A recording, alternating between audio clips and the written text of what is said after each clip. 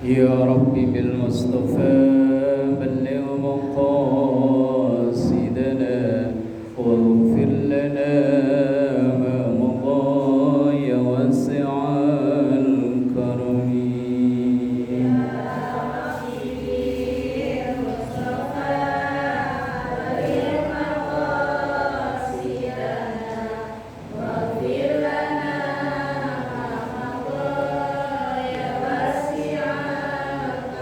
أستغفر الله من قول بلا عمل لقد نسبت به نسلا لذي حكم. يا رب بالمصطفى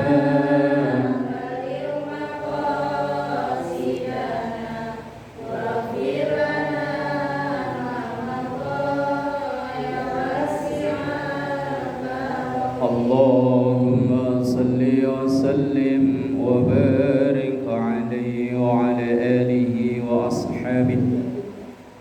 الحمد لله الذي وكفى ثم الصلاة والسلام على سيدنا محمد المصطفى وعلى آله وأصحابه أهل الصدق والوفاء. سبحانك لا علم لنا إلا ما علمتنا إنك أنت العليم الحكيم. رب اشرح لي صدري ويسر لي أمري واحلل عقدة من لساني يفقهوا قولي واجعل لي وزيرا من أهلي. أما بعد. حضرة العلماء والكرماء وحضرة الأمهات المسلمات Majelis Ta'lim Al-Hidayah, semoga kita semua diberkahi, diridhoi dan dikaruniai sehat afiat, panjang umur dalam taat ibadah kepada Allah. Alhamdulillah, kita awali dengan mendoakan kedua orang tua kita, guru-guru kita, para pendahulu kita, semua orang yang berjasa dalam hidup kita, terkhusus yang telah mewakafkan, memperjuangkan musalla dan majelis ta'lim ini. Kita mendoakan anak cucu keturunan kita, semoga semua dijadikan salih salihah, keluarga sakinah mawaddah warahmah, rezeki yang halal dan barakah. Kita doakan juga yang sakit, mungkin jamaah kita, keluarga kita atau warga kita yang sakit, kita doakan semoga segera diangkat penyakitnya, dikaruniai sehat afiat. Ala hadiniyah wa ila hadratin Nabi Mustafa Muhammadin sallallahu alaihi wasallam. Syai'ulillahi lahum al-Fatihah. A'udzu billahi minasy syaithanir rajim. Bismillahirrahmanirrahim. Alhamdulillahi rabbil alamin arrahmanir rahim maliki yaumiddin. Iyyaka na'budu wa iyyaka nasta'in ihdinas siratal mustaqim siratal ladzina an'amta 'alaihim ghairil maghdubi 'alaihim waladdallin. Amin. Bismillahirrahmanirrahim. Kita melanjutkan ngaji kita dari kitab Targhib wa Tarhib halaman 12.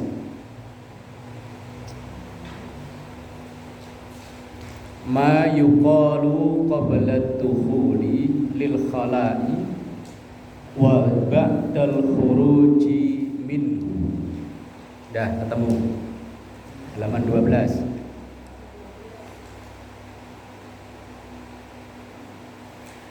Bismillahirrahmanirrahim. Ma yuqalu, apa yang hendaknya dibaca, qabla dukhuli, sebelum masuk, lil khala'i, ke kamar mandi, ke WC, wa ba'dal khuruji, dan setelah keluar, minhu, dari kamar mandi. Artinya doa yang diajarkan sebelum masuk dan sesudah keluar. Ini mah dari zaman Piyik juga udah diajarin lah ya. Udah hafal ya. Tinggal ngamalinya, kadang inget, kadang lupa. Apalagi kalau udah kebelet, langsung lari ya.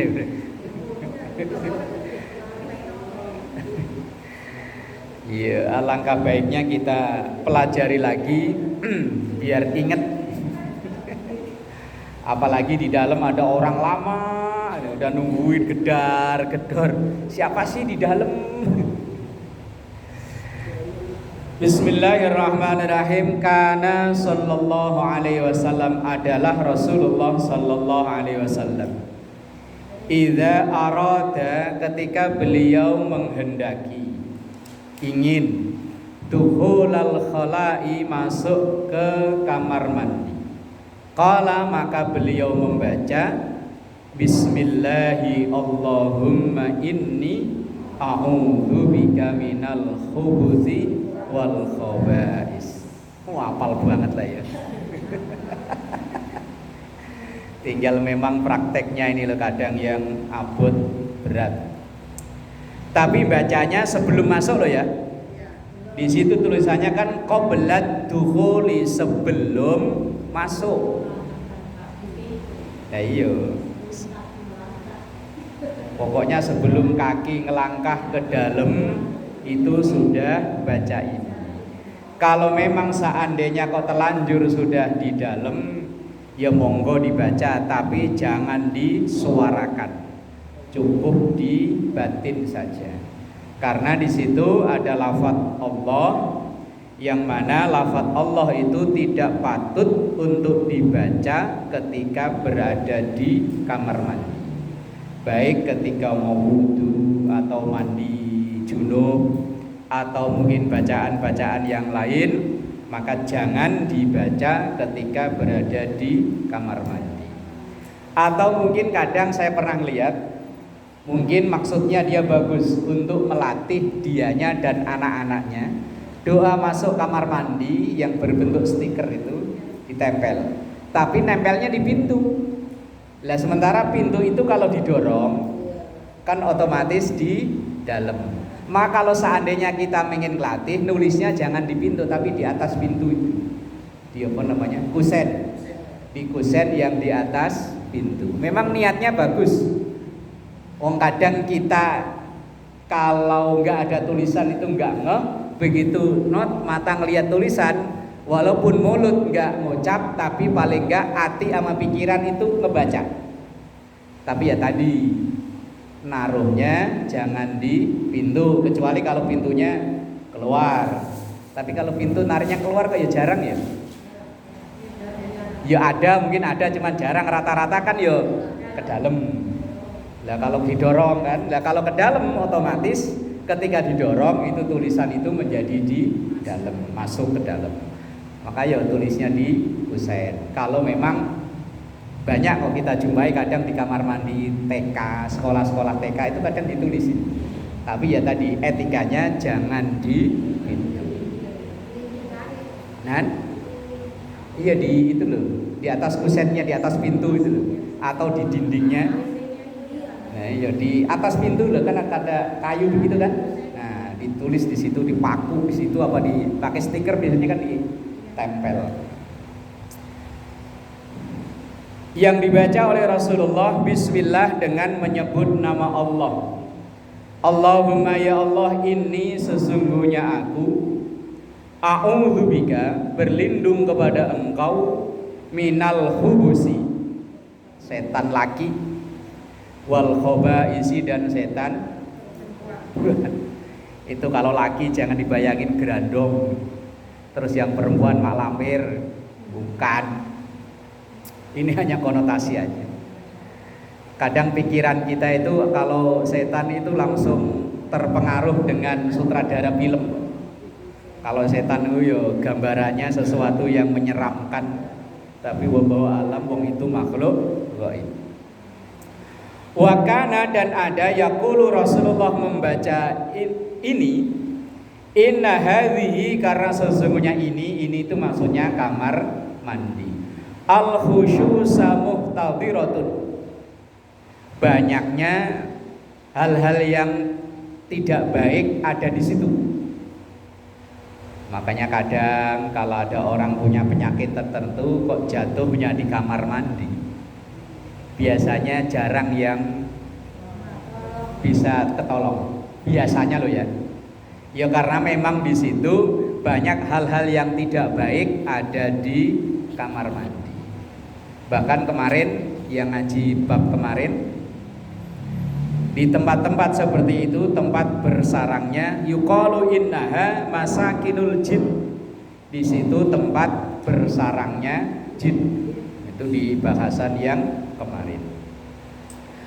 Kemudian wakana, dan Rasulullah itu idza kharaja, kita keluar, qala, beliau membaca ghufranaka alhamdulillahilladzi azhaba 'annil adza wa afani. Atau kalau kepanjangan yang cukup dibaca ghufranaka.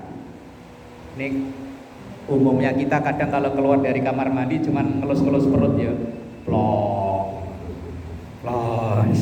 Lah yang diajarkan oleh Rasulullah dan yang dilakui oleh Rasulullah, yang dipraktekkan oleh Rasulullah, wa kana idza kharaja, ketika beliau keluar dari kamar mandi, yang beliau membaca ghufranaka, ampunanmu. Alhamdu, segala puji, lillahi, hanya milik Allah, alladzi azhaba, yang telah menghilangkan, anni, dari diri saya, al-adza, penyakit. Karena memang itu kalau nggak tersalurkan dengan baik ya jadi penyakit ya. Konon katanya hanya gara-gara nggak bisa buang angin, nggak bisa kentut, operasi katanya habis sekian puluh juta. Lah mumpung masih bisa kentut. Bukan begitu, maksudnya ketika kentut itu pertanda masih sehat gitu ya. Lah kalau nggak bisa ya perut nggak nyaman kok ya, gelembung nggak enak. Ya begitu keluar plong, maka langsung alhamdulillah alladzi azhaba annil adza. Ya Allah, aku memuji atau segala puji hanya untukmu yang telah menghilangkan dariku al-adza, penyakit, wa afani, dan memberikan sehat afiat. Orang kalau lagi kebelet nahan itu kan paling gak enak ya. Apa aja pokoknya kalau lagi nahan gak enak. Lagi makan aja ditinggal ya. Makan paling enak loh, lah kok tiba-tiba kepengen tinggal ya. Nonton TV biar lagi katanya seru-serunya, kalau lagi pengen, lagi kebelet tinggal. Apalagi kalau naik kendaraan macet. Biar ditawarin, nih saya kasih uang 5 juta. Tetep masih milik kamar mandi saat itu, nggak tahu kalau ntar. Makanya mohon kita memuji kepada Allah, alhamdulillahilladzi azhaba annil adza wa afani.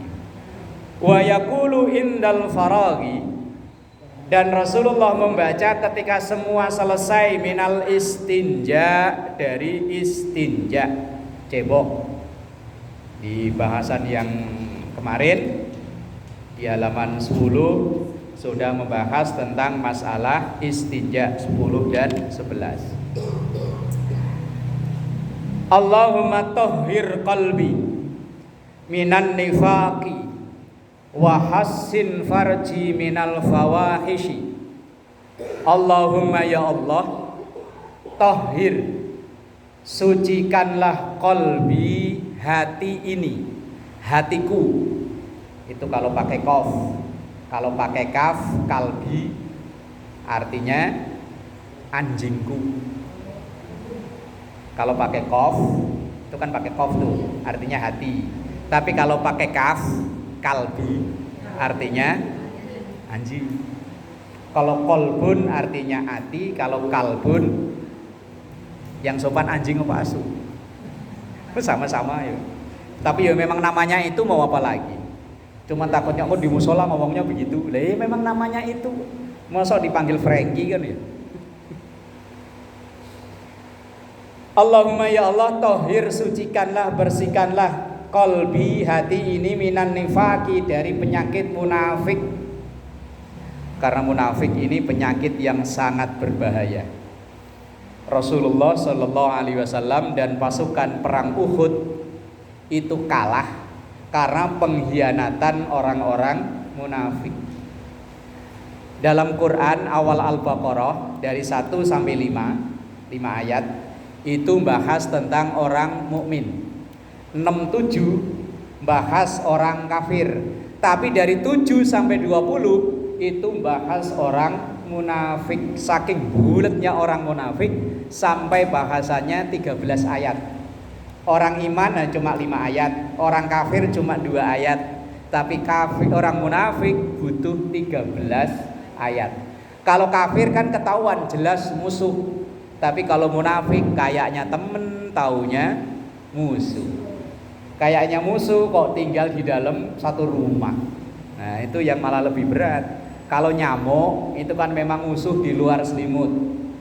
Kalau musuh dalam selimut, kalau orang kampung saya dulu nyebutnya tinggi. Yang hewan kecil kalau ini darah langsung merah-merah itu. Kalau orang sini katanya nyebutnya apa? Tumbila. Kalau orang Jakarta katanya malah bangsat nyebutnya ya. Ya karena asal digigit itu langsung maki-maki. Lah ini kan musuh dalam selimut gak ketahuan. Kalau nyamuk ketahuan. Lah itu bagaikan orang munafik ya begitu. Maka doa yang diajarkan oleh Rasulullah, Allahumma tahhir qalbi minan nifaqi. Ya Allah, jauhkan atau bersihkan hati ini dari punya sifat atau penyakit munafik. Innal munafiqina fid darkil asfali minan nar. Orang munafik itu tempatnya di paling bawah keraknya neraka. Wa hassin farji, dan jagalah, lindungilah kemaluanku ini minal fawahish, dari melakukan perbuatan dosa. Termasuk salah satu dari dosa besar adalah zina. Dan salah satu dosa yang menyebabkan atau yang siksanya cash, gak nunggu di akhirat adalah zina.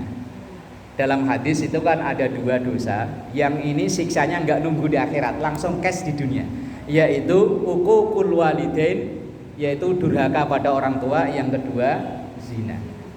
Kalau kedua orang durhaka pada orang tua kita tahu lah ya, banyak contoh di masyarakat. Orang biar sekolahnya pinter, sekolahnya tinggi, tapi sama emaknya sama bapaknya nggak hormat, bakalan udah hidupnya belangsak. Udah banyak contohnya di masyarakat. Yang kedua zina, penyakit yang sampai sekarang belum ketemu obatnya, ya berawal dari zina. Rumah tangga yang diawali dengan zina, walaupun dia sudah dalam kurung udah taubat mungkin, tapi masih belum benar-benar taubat, dan mungkin dia dengan menikah dikira udah selesai, enggak. Dengan zina maka efeknya, siksanya itu udah langsung cash di dunia. Cuma dalam hadis Rasulullah Shallallahu Alaihi Wasallam, akhir zaman dosa yang sudah seperti enggak dianggap dosa dalam tanda kutip, yaitu zina. Dulu mungkin tahun-tahun 80-an, 90-an, kalau ada keluarga, ada tetangga, Januari nikah, lah kok Maret lahiran. Itu malunya kan bukan hanya keluarga yang ikut malu, tetangga kanan kiri ikut malu. Cuma sekarang begitu nikah misalnya, perutnya udah gede. Kalau orang Bojong nyebutnya katanya pemilu. Pernikahan hamil dulu. Ya namanya kan pemilu. Itu kayaknya zaman sekarang kayak biasa. Ini kan pergeseran nilai namanya. Dulu nganggepnya itu malu, aib luar biasa, sekarang dianggapnya enggak dosa. Maka Rasulullah sampaikan isnani, ada 2 dosa. Yu'ajjilahumallahu fid dunya, yang disegerakan azabnya di dunia, yaitu yang pertama al-baghyu, zina, yang kedua wa uququl walidain, durhaka kepada kedua orang tua. Lah doa yang diajarkan oleh Rasulullah ini, wa hassin farji minal fawahish, yaitu mohon agar kemaluan kita ini diselamatkan dari berperilaku dosa, karena ini termasuk dosa besar. Kemudian wa yadluka yadahu bihaitin au bil ardi, yaitu Rasulullah menggosok-gosokkan tangannya bihaitin, ke dinding atau tembok, au bil ardi atau dengan tanah, izalatan karena untuk menghilangkan lirraihati bau, in bakiyat kalau masih ada. Dulu belum ada sabun apa yang kalau habis ke kamar mandi kita gini loh, sabun cair apa. Lah kalau dulu ya cukup di giniin ke tembok atau ke pasir biar sisa-sisa baunya hilang. Lah kalau sekarang udah ada sabun apa yang biasanya kan kita taruh kamar mandi loh, selesai dari kamar mandi kita pencet langsung cuci tangan. Nah itu termasuk ajaran Rasulullah. Kalau zaman dulu karena memang belum ada sabun, ya cukup pakai pasir atau yang lain. Nah zaman sekarang udah ada sabun dan lain-lain, dan itu termasuk mengamalkan ajaran Rasulullah Shallallahu Alaihi Wasallam. Sebelum dulu yang COVID itu orang bentar-bentar suruh cuci tangan, Islam artinya aslinya sudah mengajarkan jauh sebelum itu untuk menjaga kebersihan, untuk menjaga kesucian. Bismillahirrahmanirrahim. At-tarhibu min ta'khiril ghusli wa min tarki syai'in minal jasadi. At-tarhibu ancaman, min ta'khiril ghusli yang menunda-nunda mandi. Ini maksudnya mandi itu yang habis haid atau mohon maaf habis berhubungan dengan suami. Mandinya ntar lama ada sholat yang ketinggalan. Lah iya, misal menstruasinya udah selesai, udah nggak keluar lagi, dilalah kok dingin, ntar sekalian. Nah itu termasuk ada ancamannya. Ya kecuali memang ada darurat, kecuali. Wa min tarki syai'in minal jasadi, dan juga termasuk mandi yang tidak teliti. Mandinya yang penting gubyur, yang penting kelihatan keramas, padahal masih ada bagian-bagian tubuh yang belum terkena air. Lah ini berbahaya. Qala sallallahu alaihi wasallam, bersabdalah Rasulullah sallallahu alaihi wasallam. Apa isi sabda Rasulullah? Salah satun, ada 3. La taqrabuhumul malaikatu, yang malaikat enggak mau deket-deket. Wis malaikat enggak mau ke situ.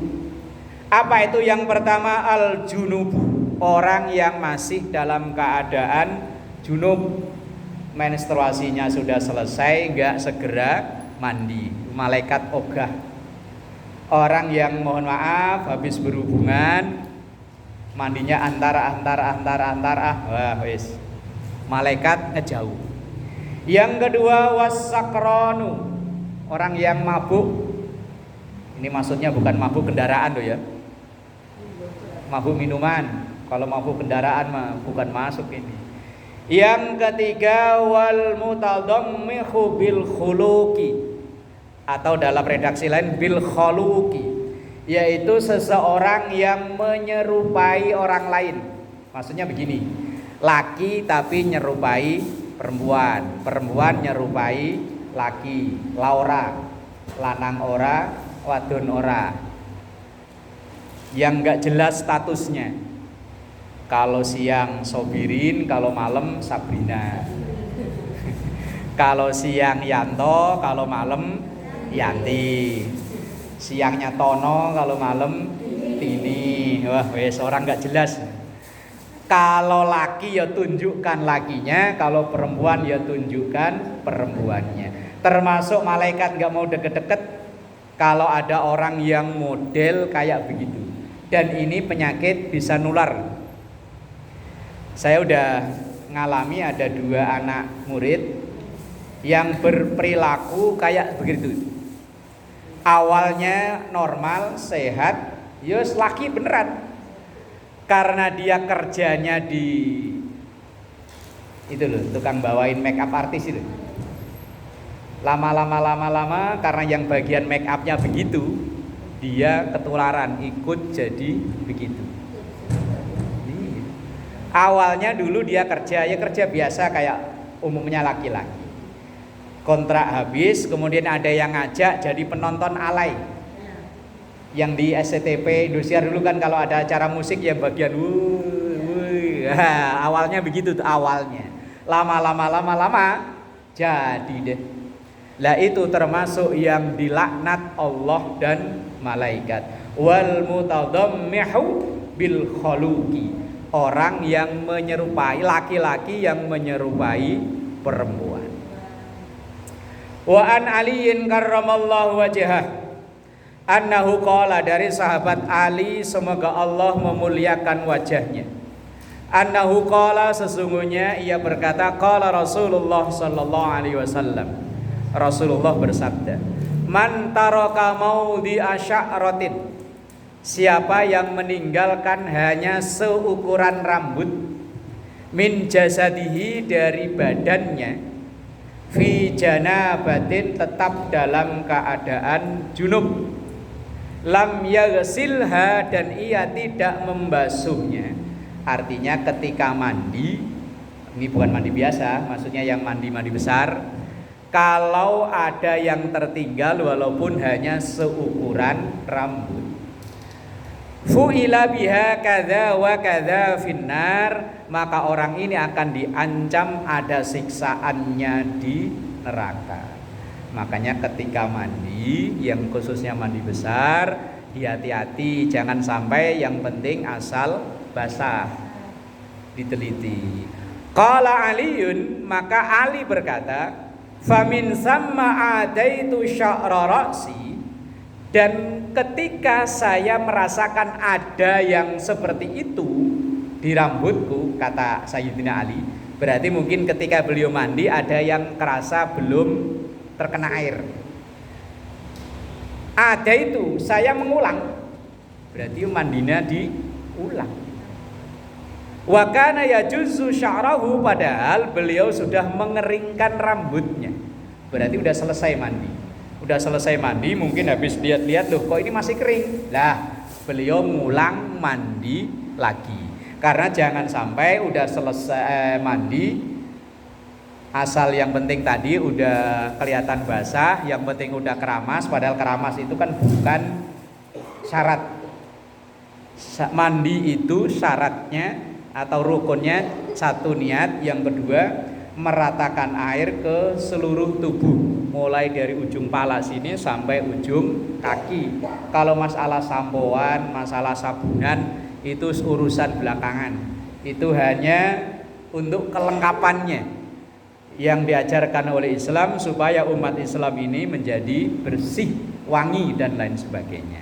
Nah, ini beberapa hal atau beberapa hadis yang berkenaan tentang etika ketika di kamar mandi dan keluar, dan etika jangan sampai ketika kita mandi ada yang tertinggal. Wallahu a'lam bissawab.